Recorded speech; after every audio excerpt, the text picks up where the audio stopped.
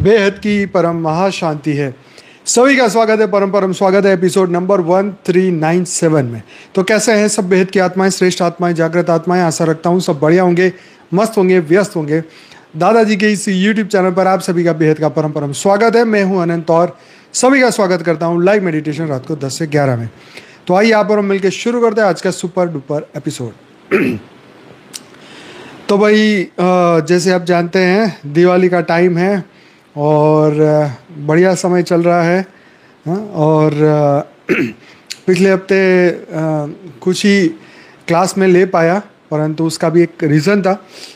मुंबई से एक हमारे भाई आए थे जो फिल्मों में काम करते हैं और उनका नाम सत्यकाम आनंद है।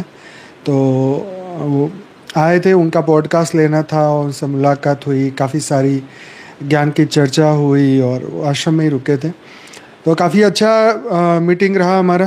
तो इस चक्कर में कुछ बिज़ी होने के कारण पॉडकास्ट नहीं ले पाए, लेकिन बहुत सारे पॉडकास्ट जो है हमने 2 चैनल पर रिलीज़ भी किए। एक पहला साक्षी की जो चैनल है परम शांति मोटिवेशन एंड मेडिटेशन की चैनल पर ज्योति प्रकाश भाई का और साक्षी का पॉडकास्ट आया, और स्पिरिचुअल पॉडकास्ट विद अनंत की यूट्यूब चैनल पर और भी हमारे भाई बहन के पॉडकास्ट आए। तो मैं नहीं मिल पाया, लेकिन ज़रूर से आपने पॉडकास्ट देखे होंगे, ऐसी मैं आशा रखता हूँ। तो सभी दिव्य आत्माएं, टाइम टू टाइम हमारा काम एकदम परफेक्टली चल रहा है और चलता रहेगा। तो छुट्टी मारूँ इसका मतलब ये नहीं, मैं कुछ विशेष काम में होगा तभी मैं छुट्टी लेता हूँ।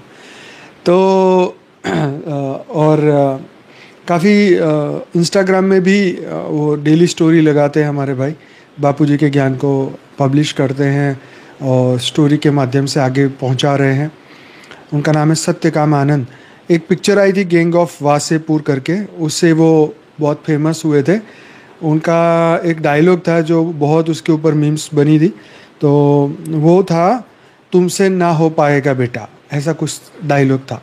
और उसके अंदर जो है वो उनमें वो बेटे का रोल वो कर रहे थे, मतलब पिक्चर में उनके पिताजी उनको ये डायलॉग बोलते हैं कि तुमसे ना हो पाएगा बेटा। तो ये नाम से वो फेमस हुए और काफ़ी अच्छा उन्होंने काम भी किया है फिल्मों में। पर मेन बात यह है कि ज्ञान को वो बहुत अच्छा समझे हैं, और ये बहुत अच्छी बात है कि ज्ञान को अब धीरे धीरे बॉलीवुड भी समझे। तो इससे बढ़िया और क्या हो सकता है। तो ज्ञान है भाई, जो भी भेद की आत्मा है ज़रूर से वहाँ तक पहुँचेगा, पहुँचना ही है। तो आज हम जो बात करने वाले हैं गरुड़ जी और काकभूषणी जी का संवाद। ये बहुत ही इम्पोर्टेंट संवाद पे आज चर्चा करेंगे और समझेंगे कि ये संवाद कहाँ हुआ, कैसे हुई शुरुआत, कैसे हुई मुलाकात, और आखिर में काकभूषणी जी ने भी एक बहुत बढ़िया मैसेज दिया है जो ये संवाद के बाद एक अलग तरीके से मैं आपको बताऊंगा। तो आइए फटाफट शुरू करते हैं आज का सुपर डुपर प्रोग्राम। तो बने रहिए मेरे साथ, और अभी से बादाम खा के आए होंगे तो चैनल को लाइक कर दीजिए। मुझे रोज़ याद कराना पड़ता है, तो कम से कम हमें भाई 1000 लाइक तो होनी चाहिए ना, इतनी मेहनत कर रहे हैं। तो करते हैं शुरुआत बिना समय गवाए।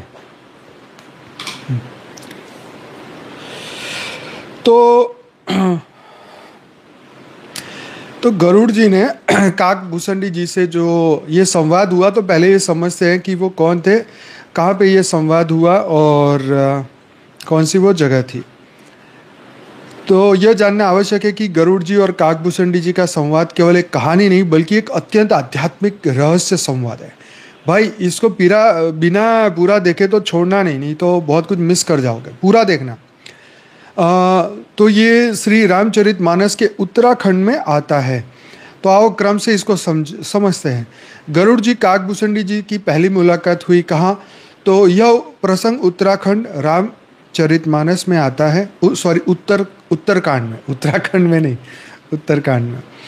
गरुड़ जी भगवान विष्णु के वाहन एक बार भगवान शिव से एक अत्यंत गूढ़ प्रश्न पूछते हैं कि प्रभु यह संसार दुखमय क्यों है? मनुष्य को जन्म मृत्यु के चक्र से मुक्ति कैसे मिल सकती है? भगवान शंकर मुस्कुराते हुए इनको कहते हैं कि हे पक्षीराज, यह प्रश्न अत्यंत गूढ़ है। इसका उत्तर तुम्हें महान ज्ञानी भक्त और ब्रह्मनिष्ठ काकभूषणी जी ही दे सकते हैं। वे स्वयं राम के परम भक्त और आत्मज्ञानी हैं। उन्हीं से जाकर पूछो, वे तुम्हारी सभी संदेह दूर करेंगे।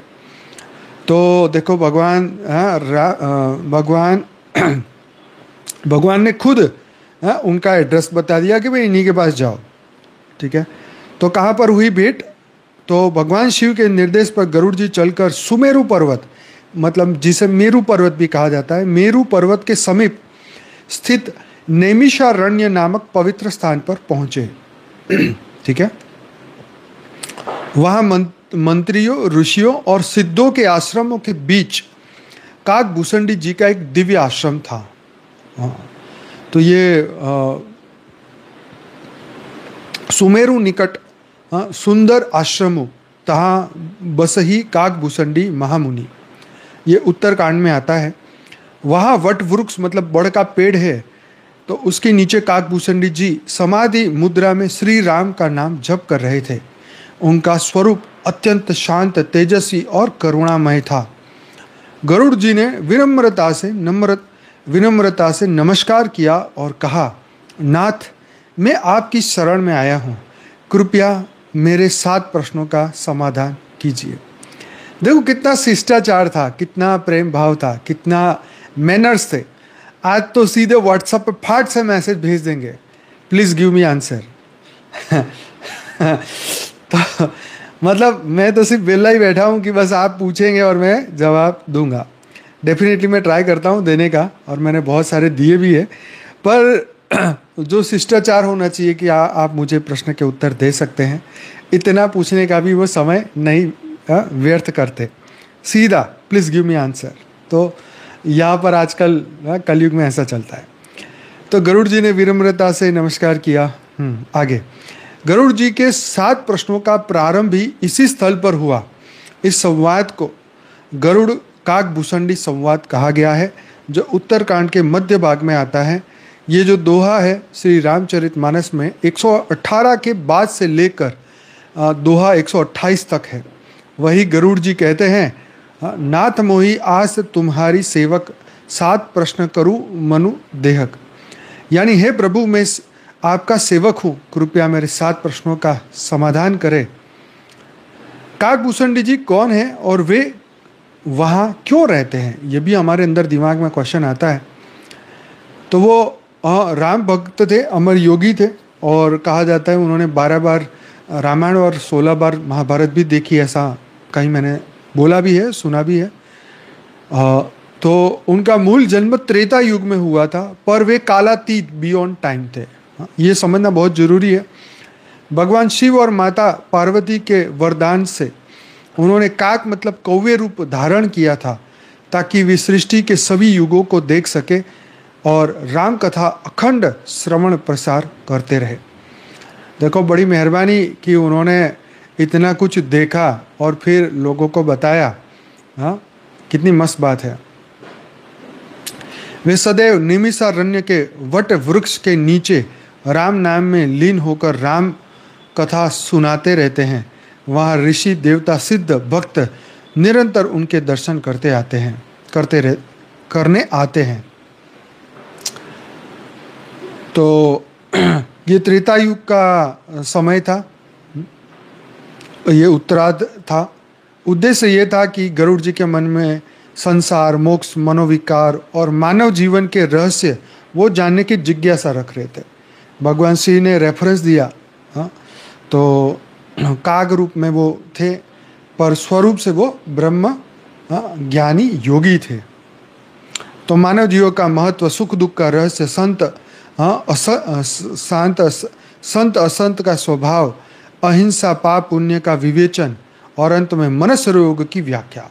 तो मैं आपको ये जो मनस्य रोग की जो व्याख्या है ये लास्ट में समझाने वाला हूँ। पहले ये 7 क्वेश्चन खत्म हो जाए तब। बहुत ही गूढ़ बातें होने वाली है, छोड़ना नहीं, इसे पूरा सुनना। तो यह संवाद केवल 2 व्यक्ति का नहीं बल्कि आत्मा और विवेक के बीच का संवाद है। बहुत गहरी बात है भाई।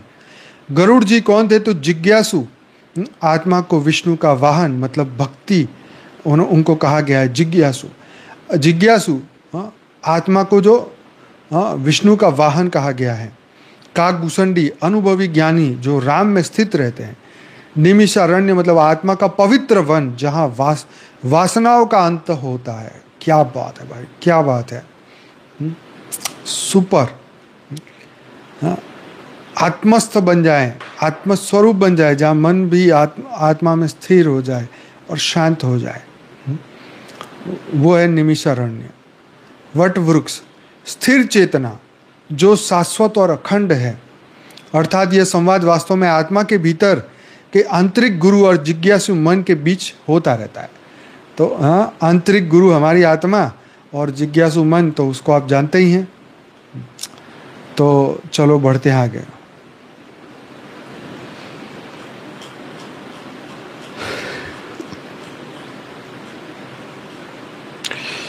तो अब हम वो 7 क्वेश्चनों के ऊपर आ जाते हैं।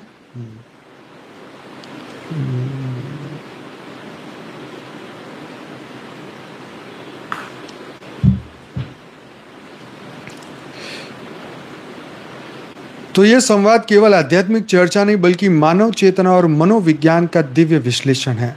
यहाँ तुलसीदास जी मन के रोग मतलब मेंटल इलनेस को आत्मा की गहराई से समझाने का प्रयत्न कर रहे हैं। इसको समझिए।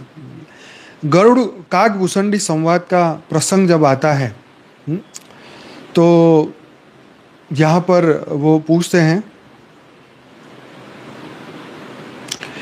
तो ये प्रश्न जो है सर्वोच्च रहस्य है मानव चेतना के रोग और मोक्ष का मार्ग। सब कुछ समाहित होगा इस 7 क्वेश्चन में। पहला क्वेश्चन आता है, संसार में सबसे दुर्लभ शरीर कौन सा है? तो उत्तर मिलता है मनुष्य शरीर सबसे दुर्लभ है। काकभूषणी जी कहते हैं कि इस सृष्टि में असंख्य योनियां हैं, देवता, पशु, पक्षी, वृक्ष, जलचर आदि, परंतु ऐसा चेतन और कर्मशील शरीर केवल मनुष्य को मिलता है, क्योंकि इसमें विवेक है, ज्ञान है, आत्म साक्षात्कार की क्षमता है। दुर्लभ मनुष्य जन्म पायो, हरि भजन न करत तो पछतायो। गोस्वामी तुलसीदास जी कहते हैं। तो भी आप देखो मृत्युलोक का शरीर कैसा है। मैं तो कई बार सोचता हूँ कि यार भगवान को कुछ आइडिया मिला ही नहीं। हाँ, ऐसा घटिया शरीर बनाया, बनाया तो बनाया, घटिया शरीर बनाया। खाना पीना सोना है और ये कचरा निकालना, कितना घटिया शरीर है, कितना दुख है। जवानी में तो कोई प्रॉब्लम नहीं है, बुढ़ापे में बूढ़े लोगों को जाके पूछो, ना चला जाता है, ना देखा जाता है, ना कान से सुना जाता है। ये बात ठीक है कि अगर बुढ़ापा नहीं आएगा कोई भक्ति नहीं करेगा, वो बात सब ठीक है, लेकिन कैसा मृत्यु लोक का घटिया शरीर बनाया। हाँ, सोचने वाली बात है। देवताओं के पास तो फिर भी अच्छा शरीर है, हाँ, जिनकी आयु इतनी अच्छी है। धरती के मनुष्य 100 साल में भी 50 के बाद तो दुखी हो के ही जीते हैं। सोचिए तो। और कलयुग में तो और भी, अब तो छोटे छोटे बच्चों को ही रोग होता है, पैदा होते ही रोगी पैदा होते हैं। मतलब कितना रोग उनके अंदर आ जाता है। ये वायुमंडल कितना घटिया हो जाता है, कितना दुख चारों ओर फैल जाता है, और ये शरीर में रोग कितने हो रहे हैं। और ये पॉल्यूशन की वजह से कितने रोग हो रहे हैं, पानी की वजह से, गंदे पानी की वजह से कितने रोग हो रहे हैं। और मतलब हदें पार हो गई, इतने रोग हो रहे हैं। हर दिन डॉक्टरों की नई नई कैटेगरी की निकल रही है। अब सोचिए भगवान ने ऐसा मृत्यु लोक का ऐसा घटिया शरीर क्यों बनाया? पहले ज्योतिष बोलते थे 120 साल की कुंडली निकालते हैं, अब कहते हैं 100 की निकालते हैं। मुझे लगता है आने वाले साल में थोड़ा और अपडेट करेंगे 50, 60, 70 की कुंडली निकालेंगे। बड़ी मुश्किल से कोई 80, 90 पहुंचा तो बहुत बड़ी बात है। तो सोचिए कितना घटिया शरीर मृत्यु लोक का बनाया। मुझे मतलब हमारा आत्मा का शिव से जो संवाद होना है, तो ये क्वेश्चन यही आना चाहिए कि भाई तुमने शरीर तो बनाया 5 तत्वों का, लेकिन इतना घटिया शरीर क्यों बनाया? हाँ, अच्छा घटिया तुमने शरीर तो बनाया, तो इसको प्योर करने की कोई दवा भी तो बना लेते। कोई स्वस्थ रहने की दवा तो बना लेते। चलो किसी को नहीं तो कम से कम ज्ञानी योगी को ही थोड़ा सा छूट दे देते हैं। अभी वो प्रेमानंद जी बेचारे, उनके एक वीडियो देखा तो किडनी फेल है दोनों उनके गाल वाल पूरे सूजे हुए, पूरा फेस ऐसा लग रहा है कि बहुत सूजन है। तो मतलब ये करते हैं कि कम से कम ऐसे ही योगी ज्ञानी भी बेचारे उनको थोड़ा स्वस्थ जीवन मिलता तो वो कितने लोगों को भले अपने जो भी उनका पास ज्ञान है उस ज्ञान में पहुंचा तो देते। और ये कितना ज़रूरी है ना। तो आज के मतलब इसलिए मैं उनकी तारीफ करता हूँ कि उनके अंदर कोई कपट नहीं है। वैसे भी जो रोग में जिनको रोग लग जाते हैं वो फिर जिनको पता है मैं जाने वाला हूँ तो वो कपट रखते ही नहीं। वो तो सभी लोग साधु संत कपट रखते हैं या उनके अंदर लालच है या मोह है, सब एक जैसे नहीं है। कई लोग अपने नाम के चक्कर में दूसरे साधुओं को बदनाम करते हैं। बहुत कुछ है, आप सब जानते हैं, है ना।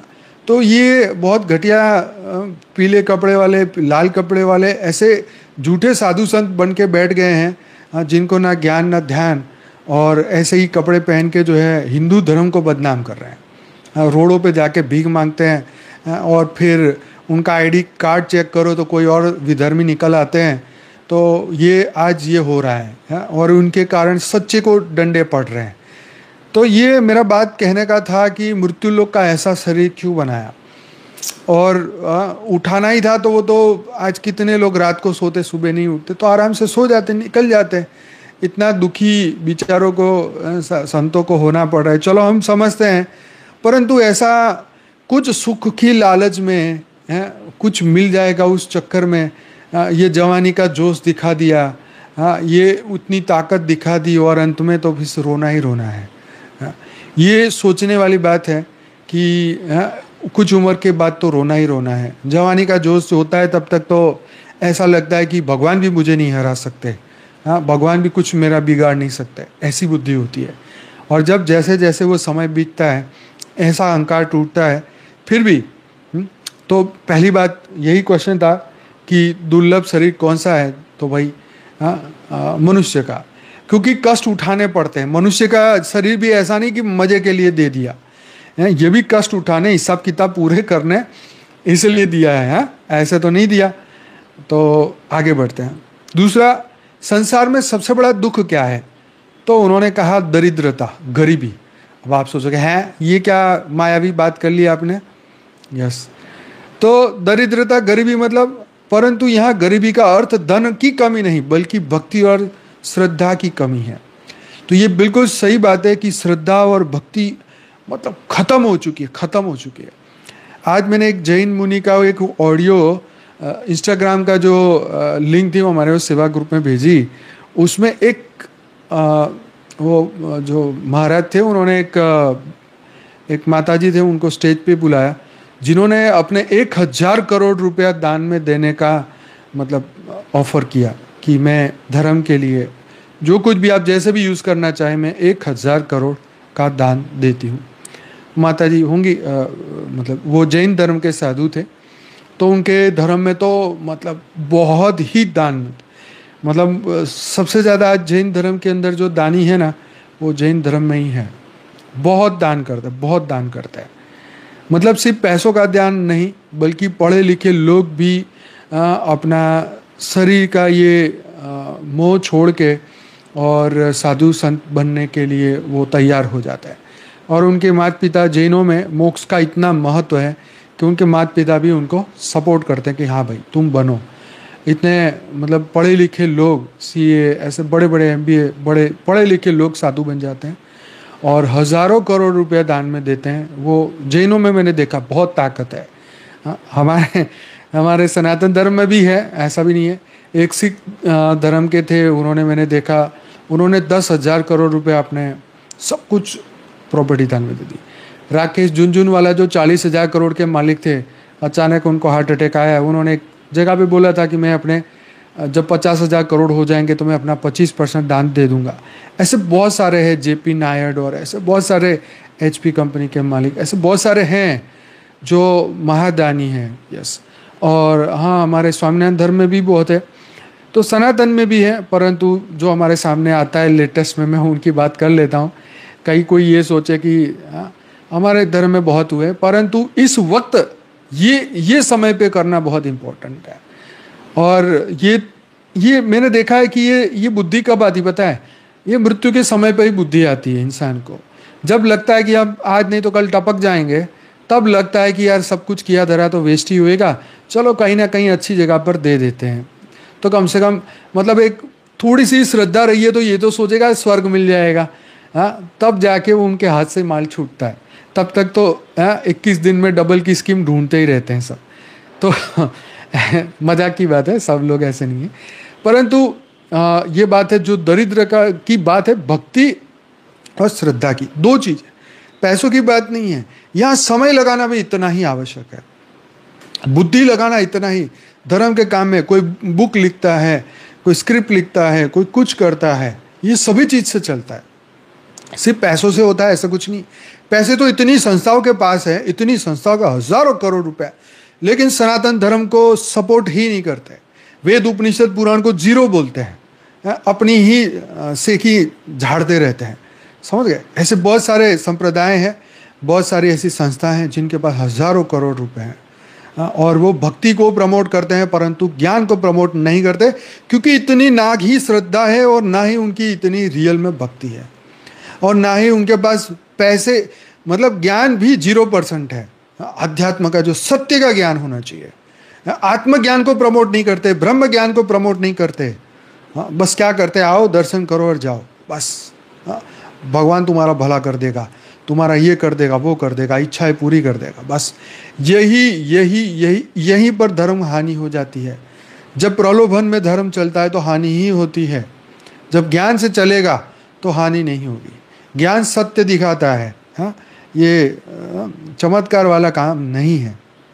ज्ञान चमत्कार नहीं सिखाता। तो जिसके पास भक्ति नहीं वह आत्मा से निर्धन है, वह भीतर से सूखा हुआ है। तो भक्ति बिनु दुर्लभ सख देखा, नहीं तृपे मन पाए न बिसेखा। तीसरा क्वेश्चन आता है, संसार में सबसे बड़ा सुख क्या है?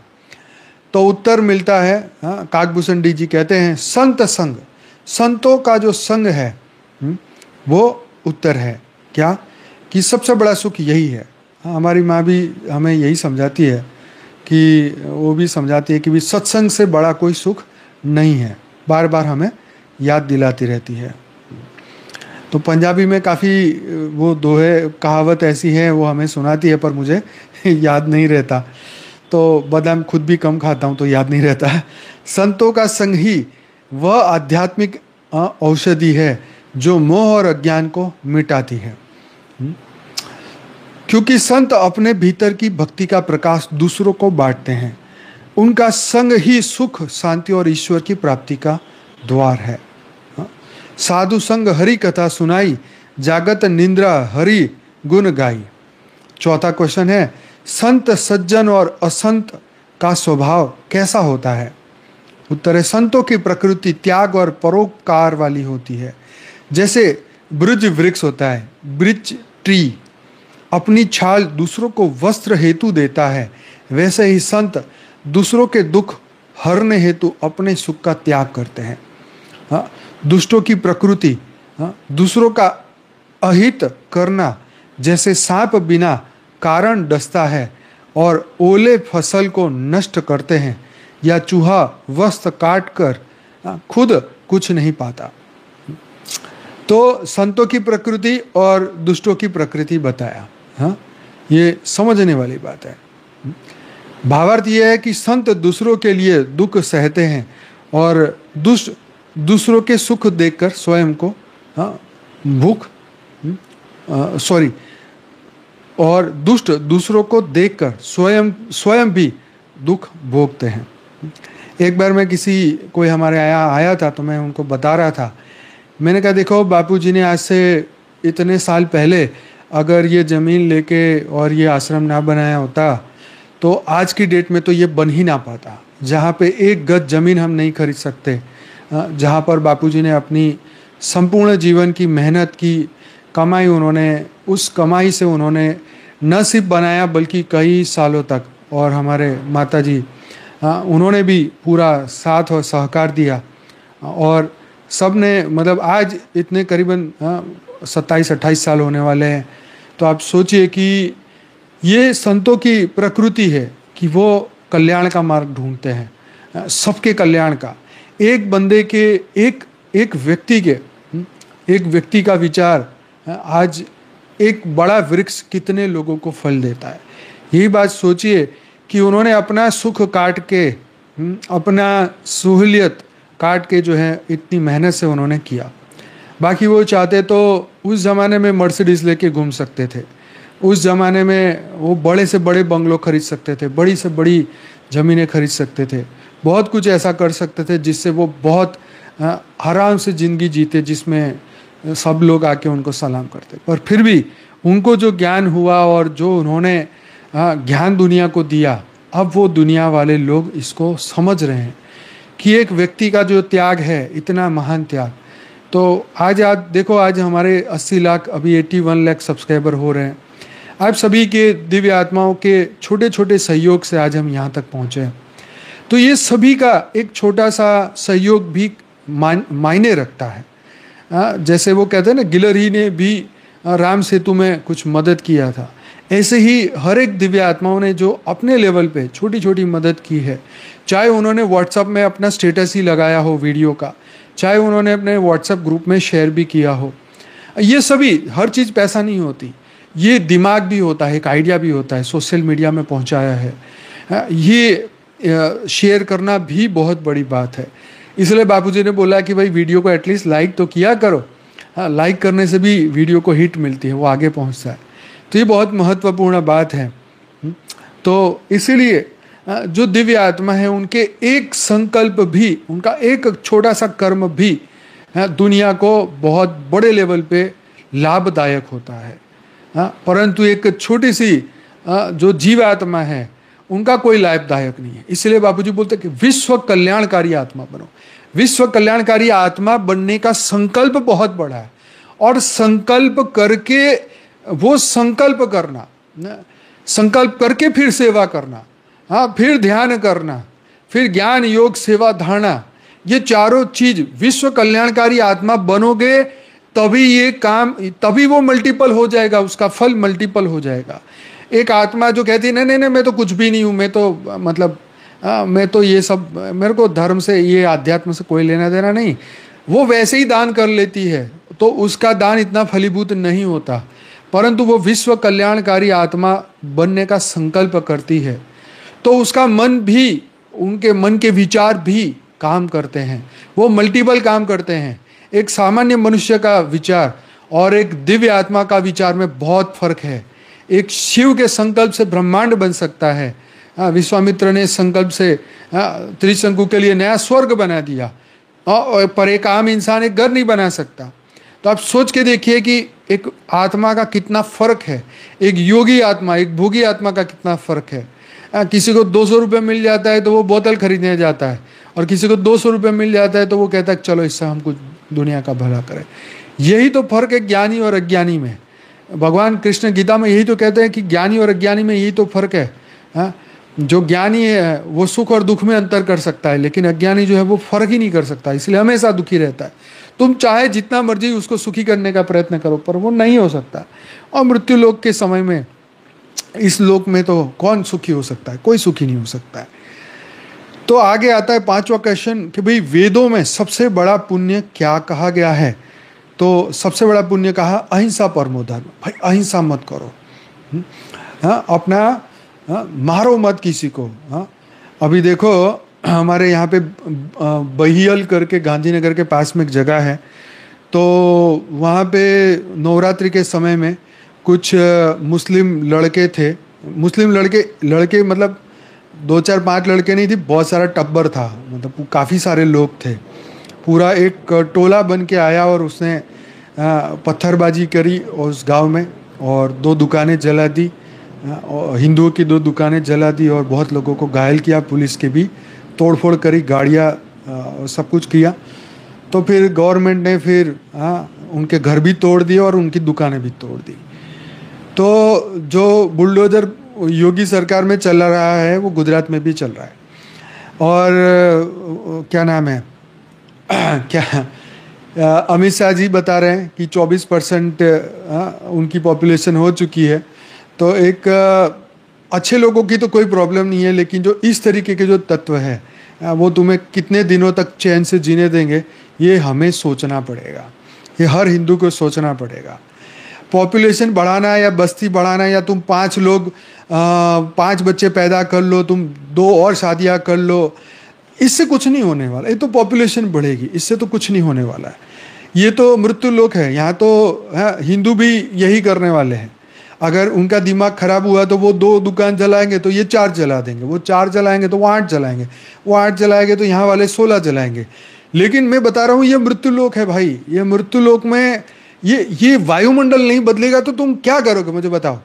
तुम अपने मान लो 200 करोड़ भी हिंदू हो गए, वो लोग दूसरे धर्म वाले 100 करोड़ भी हो गए, तो क्या तुम पॉपुलेशन इसलिए बढ़ा रहे हो कि तुम आपस में जंग करो, लड़ाई करो? नहीं, ये मेरा कहने का मकसद नहीं है। मेरा कहने का मकसद है कि ये मृत्यु लोक को अमर लोक बनाने का पर्पज है भाई। ये तो बात नहीं समझ रहे हैं। ये समझना पड़ेगा, ये हर सनातनी को समझना पड़ेगा। देखो, हमारा ज्ञान समझने वाले सभी धर्म की आत्माएं हैं। हम किसी का इसलिए बुरा नहीं कह सकते क्योंकि हमारी दिव्य आत्माएं हर जगह बैठी हुई हैं। वो सभी सनातनी ही थी पहले, लेकिन कर्म बंधन चुकाने के लिए अन्य जगह पर उनका जन्म हुआ है। परंतु सभी को जागना होगा, ये मृत्यु लोक को समझना होगा। ये जीवन का 40, 50, 60, 70 साल का सुख भोगने के लिए तुम ये करोगे, इसको मार दोगे, उसको जला दोगे, उसको काट दोगे, ये सॉल्यूशन नहीं है। सॉल्यूशन ये है कि ये मृत्यु लोक अमर लोक बने सदा काल के लिए। जैसे स्वर्ग में ब्रह्मा का 1 दिन देवताओं की आयु है, तो तुम ये क्यों नहीं सोचते कि हमारी आयु इतनी बन जाए कि ब्रह्मा का 1 दिन की तरह हमारा धरती पर भी हमारा मतलब मृत्यु लोक भी अच्छा हो। पर अच्छा नहीं होना ही नहीं चाहिए मृत्यु लोक। ये तो भगवान शिव ने मृत्यु लोक को क्यों नहीं रोका, ये सोचने वाली बात है। हालांकि हमारे शास्त्रों में आता है कि जब सतयुग का एंड हो रहा था तो विष्णु भगवान के साथ कुछ देवताएं ऊपर चले गए। उन्होंने समझाया कि अब तो ये होने वाला है, चलो। तो कुछ लोग तो चले गए, कुछ मूर्ख थे वो त्रेता में कहता नहीं हम तो यहीं सुखी है, तो वो त्रेता में चले गए। फिर मोह माया में फंस गए। फिर द्वापर में कहता नहीं अभी तो यहाँ बहुत मजा है। और यहाँ तक छोड़ो, कलयुग में भी कुछ सालों की मजा के चक्कर में यहाँ फिर जीव फंस जाता है। दुख की कहानी तो यही है कि देखो, कलयुग में 50 साल का जीवन तुम्हारा जीने के लिए तुम उसमें 25 साल तो पढ़ाई कर रहे हो, और उस 25 साल की पढ़ाई के बाद फिर कमाई स्टार्ट करते हो, और उस कमाई के चक्कर, वो कमाई के बाद फिर शादी होती है, फिर बच्चे होते हैं, फिर उन्हीं की मोह माया में फंसते हो। तो मोह माया में फंसना गलत नहीं है, लेकिन उससे नहीं निकल रहे हो ये गलत है।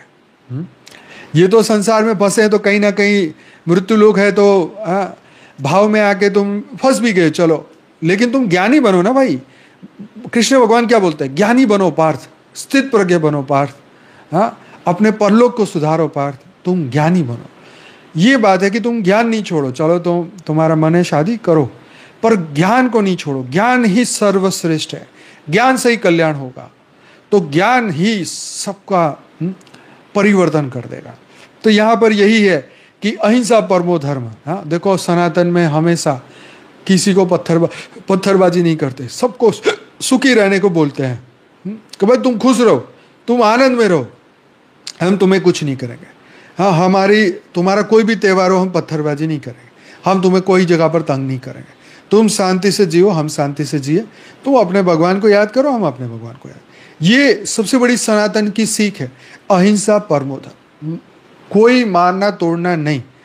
फिर दिमाग में आएगा कि अच्छा, तो ये भगवान क्यों हथियार लेके घूमते फिरते हैं? राम के पास हथियार, राम ने सब कुछ त्याग कर दिया लेकिन बाण लेके गए। मुझे किसी ने बोला कि भगवान ने अपना राजपाट सब त्याग कर दिया लेकिन फिर भी धनुष और बाण नहीं छोड़ा। भगवान कृष्ण ने अपना वो चक्र नहीं छोड़ा।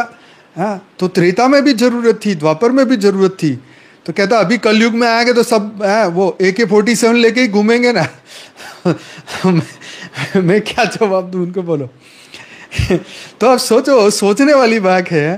तो देखो, जब अधर्म होता है तो अधर्म के लिए तो भाई राक्षसों का खत्म करने के लिए तो हथियार उठाना पड़ता है, क्योंकि वो ज्ञान की भाषा समझते नहीं है। तो फिर क्या करेंगे बताओ? भगवान क्या करेंगे? चुपचाप बैठे रहेंगे? तो वो तो आए हैं, धर्मियों को तो नाश तो उनको करना पड़ेगा, क्योंकि उन्होंने प्रॉमिस किया है कि मैं धर्म की स्थापना करूंगा, अधर्मियों का विनाश करूंगा। इसीलिए पकड़ के राक्षसों के गले काट दिए। तो इसलिए ये मत समझो कि अहिंसा परमो धर्म वो हमारे लिए है, धरती लोग के लिए, उनके लिए नहीं है वो तो। क्योंकि अगर ऐसा ही करेंगे तो फिर यस, आप समझ रहे हो ना, आगे ज़्यादा बोलने की जरूरत नहीं है। पर वेद ये कहते हैं कि अहिंसा केवल किसी को न मारना नहीं, बल्कि किसी भी जीव की आत्मा को विचार, वाणी या कर्म से दुख न पहुंचाना ही सच्ची अहिंसा है। जो आत्मा में स्थिर होता है वह कभी हिंसा नहीं कर पाता। तो यहाँ पे अहिंसो परम धर्म का ये ज्ञान की भाषा में समझाने की कोशिश की है। ज्ञान तो भगवान कृष्ण को खूब था, बल्कि उन्होंने भी चीटिंग करी और करवाई, क्योंकि देखा भी अधर्म खतरे में है। तो भाई देखो 16 कला के साथ आए तो भी ये 16 कला की आत्मा भी ये युद्ध नहीं रुकवा सकी। फिर से बोलता हूं, राम आए 14 कला में, 14 कला का अवतार भी धरती को नहीं बदल पाया। 16 कला भगवान कृष्ण धरती पर आए तो भी महाभारत को नहीं रुकवा पाए। अब आप सोचो, 12 कला की आत्मा, 16 कला की आत्मा विनाश को नहीं रोक सकते, तो कौन रोक सकता है इस थर्ड वर्ल्ड वॉर को? सोचो, सबको पूछो, जो बोले कि थर्ड वर्ल्ड नहीं होगा उन सबको पूछो कि 12 कला की आत्मा नहीं रोक पाई, 16 कला की आत्मा नहीं रोक पाई, तो कौन से तपस्वी यहाँ पे 100 कला की आत्माएं बैठी, मुझे जुरा लिस्ट दो। जग्गी वासुदेवन रोक देंगे, श्री रविशंकर रोक देंगे, आचार्य प्रशांत तो बहुत अच्छे हैं, वो तो कह ही रहे हैं सबको ये तो होने ही वाला है।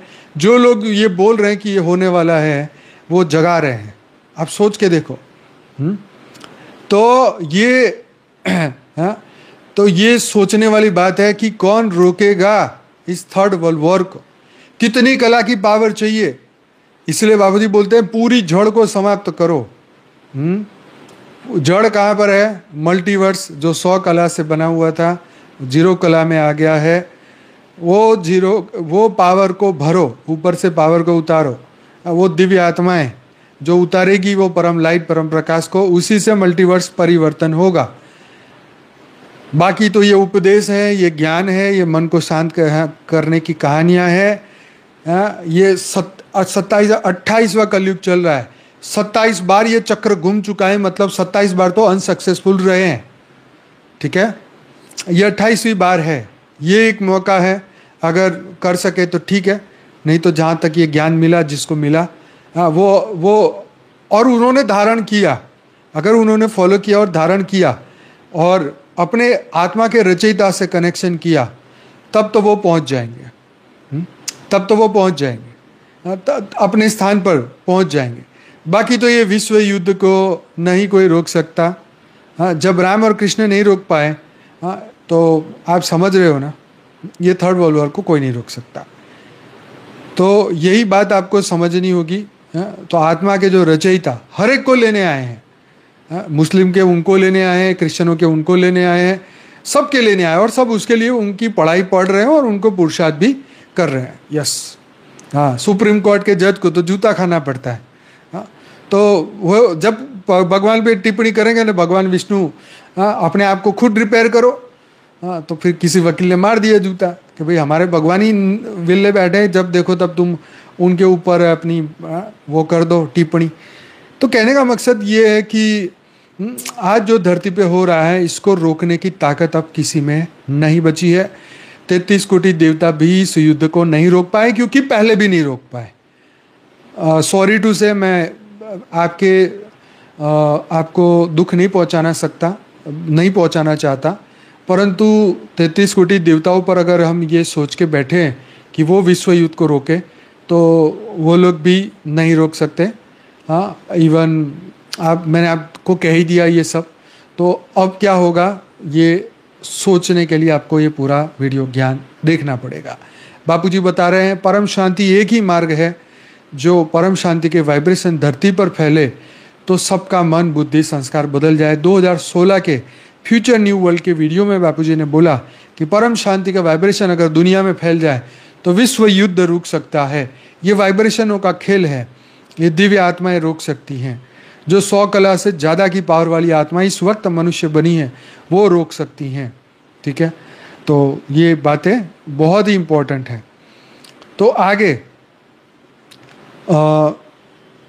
छठा क्वेश्चन आता है, सबसे बड़ा पाप क्या है? तो उन्होंने कहा निंदा, दूसरों की आलोचना। काकभूषणी कहते हैं कि भगवान, गुरु या संतों की निंदा करने वाले जीवों का पतन निश्चित है। उदाहरण के रूप में जो भगवान या गुरु की निंदा करते हैं वो 1000 जन्म तक मेंढक बनते हैं। और बाप रे, क्या गजब कर दिया ये ड्राम ड्राम करने वाले मेंढक, हाँ, भगवान या गुरु की निंदा करने वाले हैं। ठीक है, अब कोई कहे कि मनुष्य जानवर नहीं बनता, तो लो भाई, हाँ, 1000 जन्म तक मेंढक बन के ड्राम ड्राम करते हैं। फिर जो संतों की निंदा करते हैं वे उल्लू बनते हैं, जो केवल अंधकार पसंद करते हैं। ठीक है, ये दूसरा एग्जाम्पल भी मिल गया शास्त्रों के हवाले से। हवाले से ये हवाला कहाँ से आ गया? उर्दू भाषा। तो शास्त्रों के ये भाषा में से या उनकी कहनी से, उनके मार्गदर्शन से संतों की निंदा करने वाले उल्लू बनते हैं, और जो सबकी निंदा करते हैं वो चमगादड़ बनते हैं। तो भाई समझ लो अभी कौन सा मनुष्य किस श्रेणी में जाने वाला है वो समझ लो। कितनी मस्त बात कही है, ठोको ताली इस बात पे। तो हमारे आसपास ये सभी लोग जो है, हाँ, हमारे आश्रम में उल्लू भी आता है, चमगादड़ भी आता है, और मेंढक तो हर घर में होता ही है।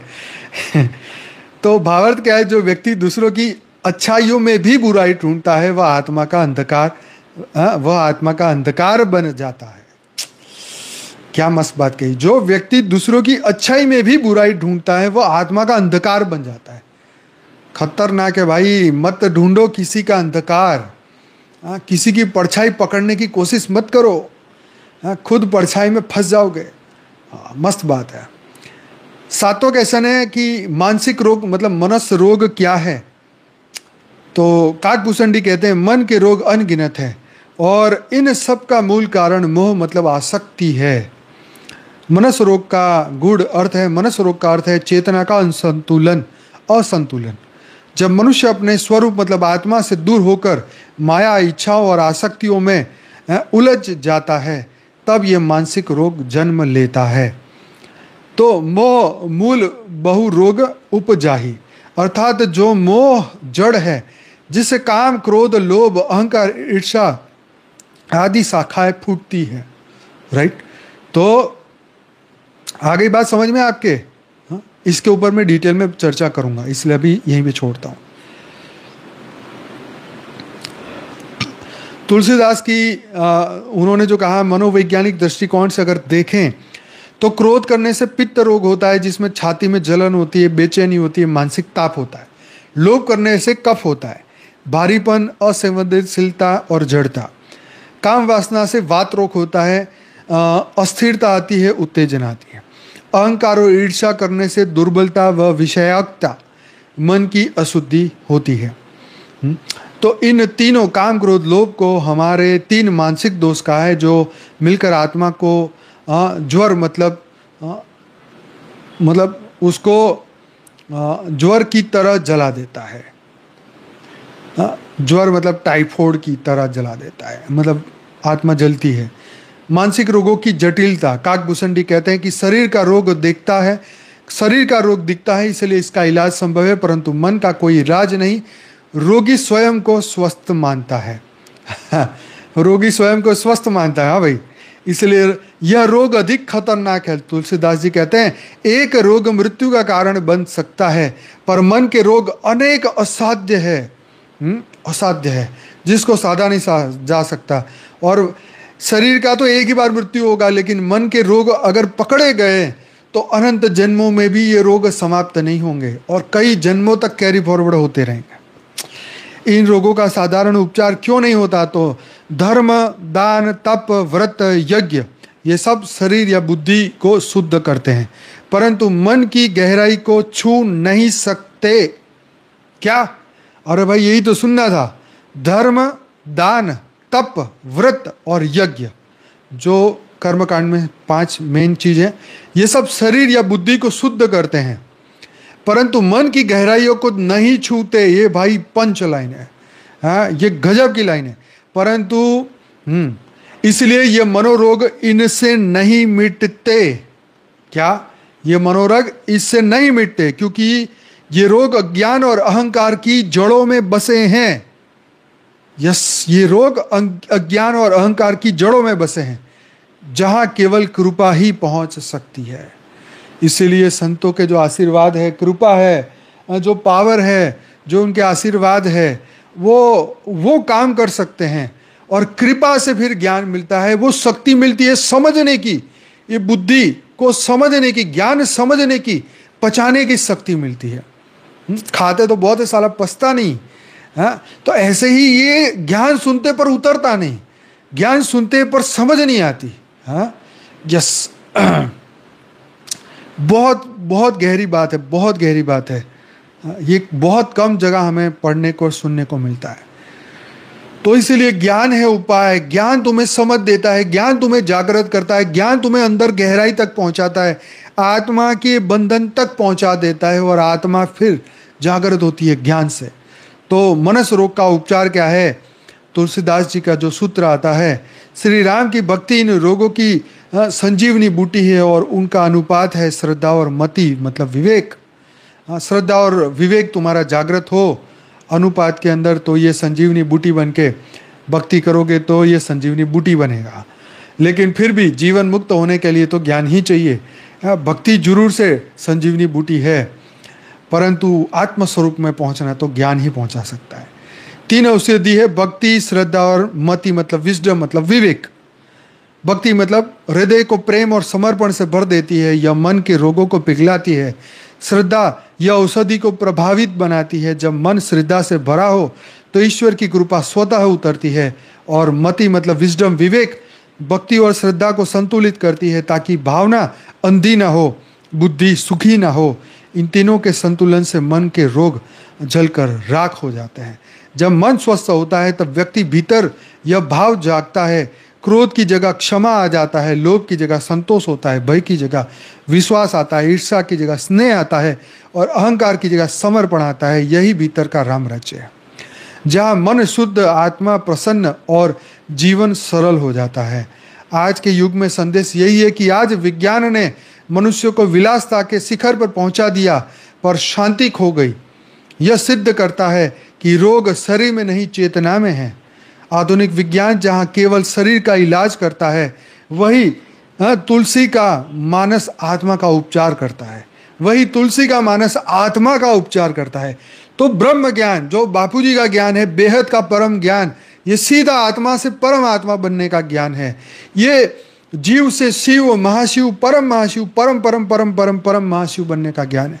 और ये उन्हीं के लिए, ये आलतू फालतू लोगों के लिए नहीं है, ये सिर्फ दिव्य आत्माओं के लिए ये ज्ञान है। आधुनिक विज्ञान जहाँ केवल शरीर का इलाज करता है, हाँ आ गया। तो यही कारण है कि सदियों से यह ग्रंथ मनोवैज्ञानिक और आध्यात्मिक चिकित्सा का अमृत है। हाँ, तो अंतिम सार क्या है कि दुर्लभ शरीर मिला है, हाँ, कि तो मनुष्य शरीर ही मोक्ष का साधन है। सबसे बड़ा दुख क्या है? भक्ति से हीन होना। सबसे बड़ा सुख कौन सा है? तो संत संग, सत असंग। सत असत का स्वभाव क्या है? सत्य मतलब त्यागी, और दुष्ट मतलब विध्वंसकारी। महान पुण्य कौन है? महान पुण्य क्या है? तो क्या? अहिंसा। महान पाप क्या है? तो है निंदा। मानसिक रोग क्या है? तो मोह, काम, क्रोध, लोभ आदि, जिसका उपचार राम भक्ति, श्रद्धा और विवेक से होता है। निष्कर्ष क्या है? तो भाई मनस रोग केवल मनोविकार नहीं, बल्कि आत्मा की बीमारी है। जहाँ चेतना माया से उलझ जाती है और अपने स्वभाव से दूर हो जाती है, इसका एक ही उपचार है, भक्ति से जुड़ना, श्रद्धा से विश्वास रखना, विवेक से संतुलन बनाए रखना। सब यह 3 एक साथ बहती है, तब भीतर श्री राम का राज स्थापित होता है। वही परम शांति का प्रारंभ है।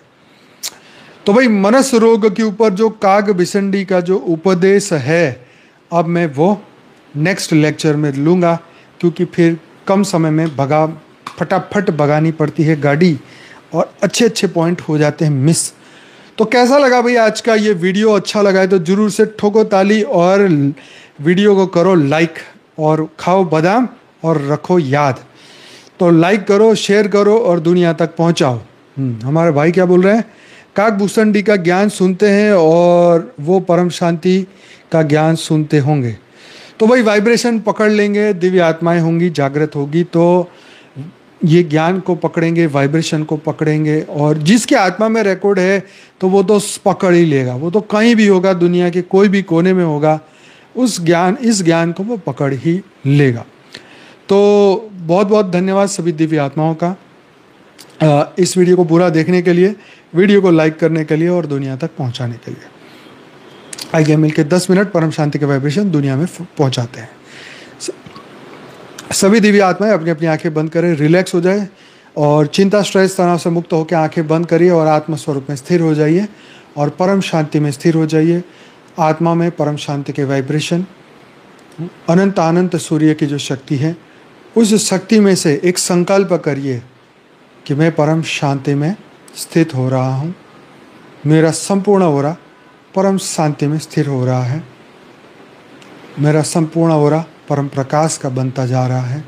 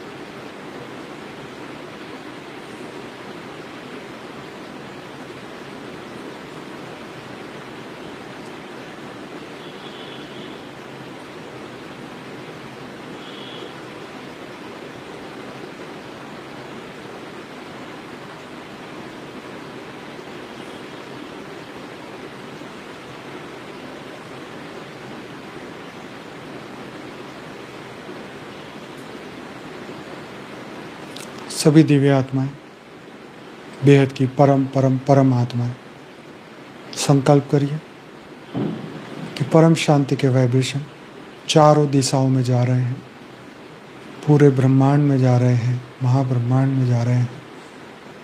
पूरा मल्टीवर्स बदलता जा रहा है, पूरा यूनिवर्स बदलता जा रहा है, पूरी गैलेक्सी बदलती जा रही है, पूरा हमारा सोलर सिस्टम बदलता जा रहा है, पूरी हमारी पृथ्वी परम प्रकाश से भरपूर हो चुकी है।